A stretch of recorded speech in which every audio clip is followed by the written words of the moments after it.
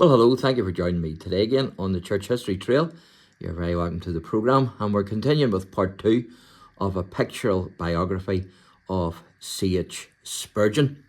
And we've got up to page 29, and this is the exterior of the cottage at Teversham, where he first preached.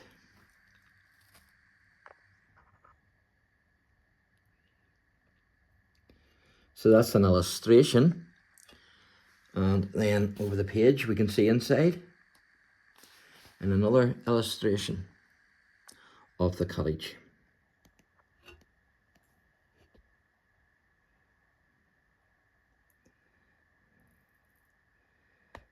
So that's where he first preached.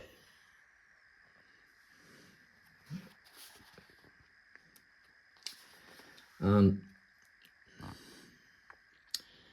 it says here, the place of baptizing on the Cam, used by Waterbeach Chapel. Charles Haddon Spurgeon often addressed large congregations here. And you can see the man himself. The earliest known portrait of Charles Haddon Spurgeon. And an early portrait of Charles Haddon Spurgeon.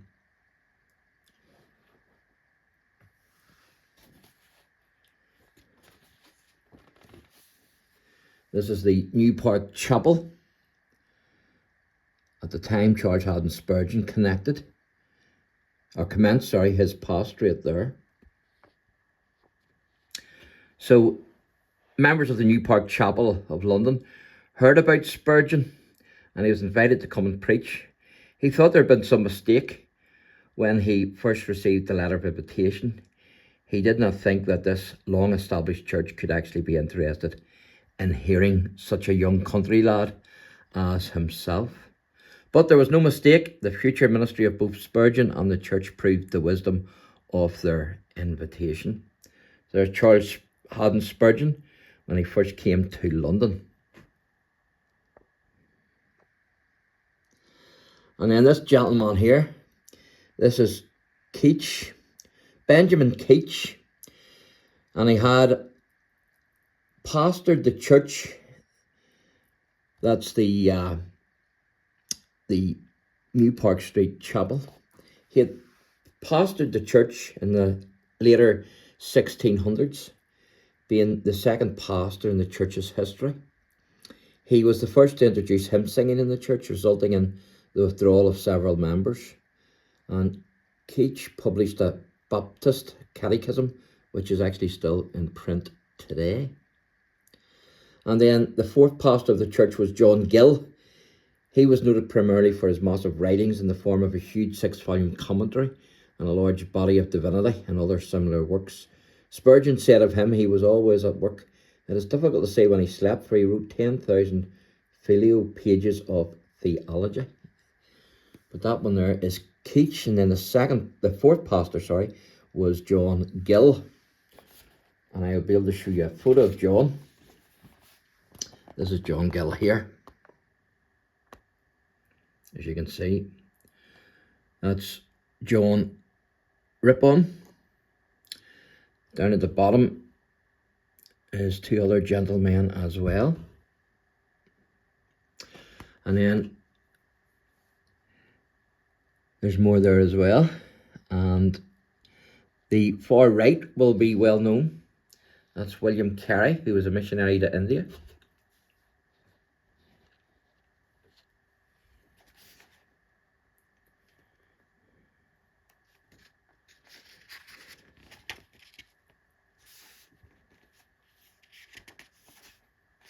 And there's a nice photo there of Spurgeon. That's a rare photograph of Charles Haddon Spurgeon. You can see him with the top hat. And then this is C.H. Spurgeon preaching at Exeter Hall, February 1855.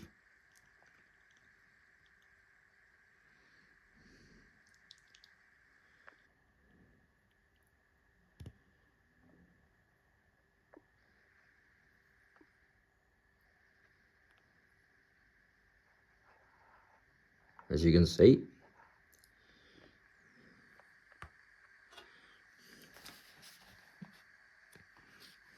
Of course, he did receive criticism, and you can see some of the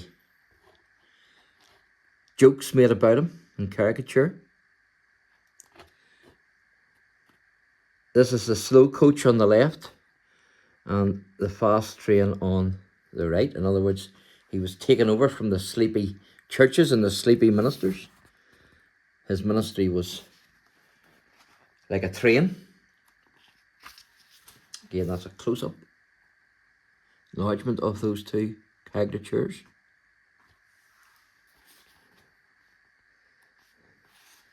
And that's the same as well. The old conductor and the new conductor. The old churches, docile, but the new church of Spurgeon, alive.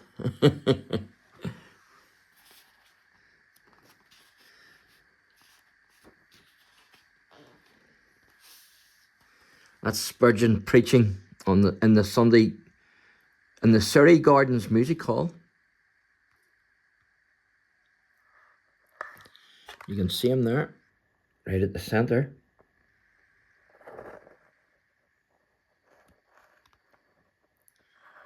Just there, that black there is the pulpit, and him at it. And that's a photograph of C.H. Spurgeon taken about the time of the Surrey Gardens Music Hall disaster.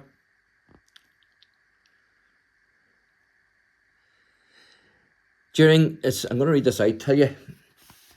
So it says here, and that's the exterior of the music hall there.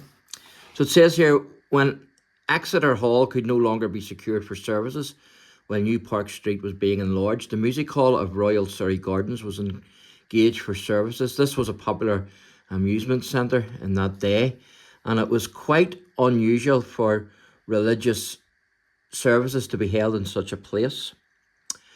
During the first service, there was a disruption which evidently had been planned by evil men. At an appropriate time, cries of fire began to go out over the building and a rush made toward the exits. 7 people were trampled to death, and Mr. Spurgeon suffered a mental and emotional shock that distraught his mind for several weeks before he was able to return to the pulpit again. But he did return, and he drew even larger crowds to hear him at the music hall. And of course, it was false alarm. It was done on purpose to cause panic, even though there was no fire. And of course, that was the working of Satan, the enemy. That's Charles Haddon Spurgeon preaching to 23,654 persons at the Crystal Palace on Feast Day, October 7th, 1857.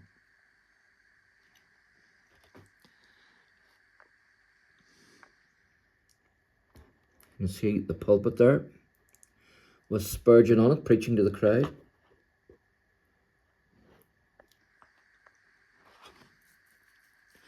That's Mr. and Mrs. Spurgeon. Susanna.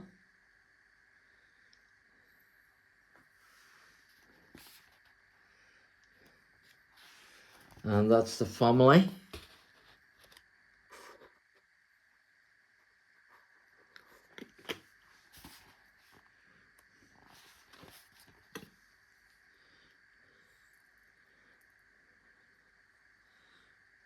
The young lads with their mother, Susanna.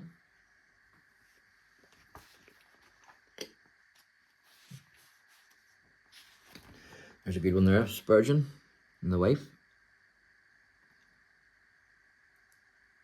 That's their silver wedding portrait.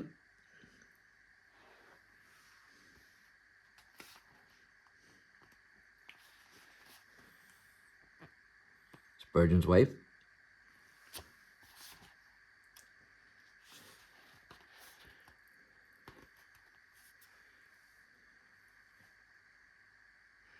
That's various homes and whatnot that they lived in.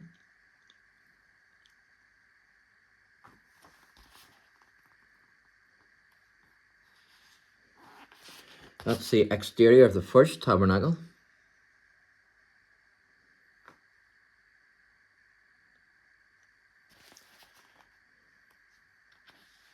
There's Spurgeon in the pulpit.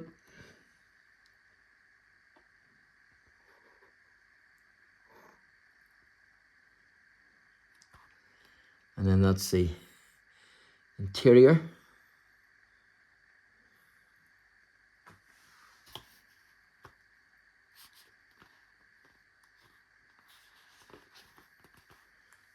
Again, you see Spurgeon at the pulpit there.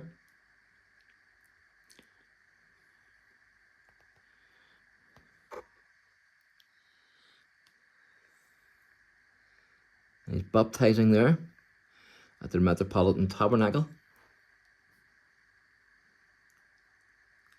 That's the baptistry at the bottom one there on the platform. Metropolitan Tabernacle.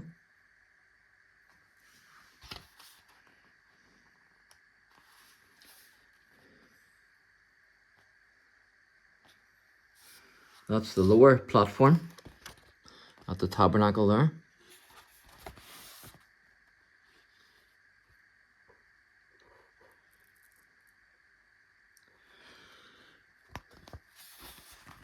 And this is interesting. I'm going to read this out to you. Spurgeon travelled back and forth from his home and the tabernacle in a carriage. He did not believe in denying himself any advantages that preserved or furthered his usefulness. Once travelling on a train, another preacher said to him, "I'm travelling third class, saving the Lord's money." Spurgeon said, "I'm travelling first class, saving the Lord's servant." So he certainly had a sense of humour. Some of his pictures up there. And then that's Calvin and Luther. He was a collector of pictures and other things. Luther is on the right, Calvin's on the left. And there's Dr. Gill again, who was the fourth minister of the chapel that I mentioned earlier. Dr. Gill, 1720 to 1771. Benjamin Kish, the first one I mentioned.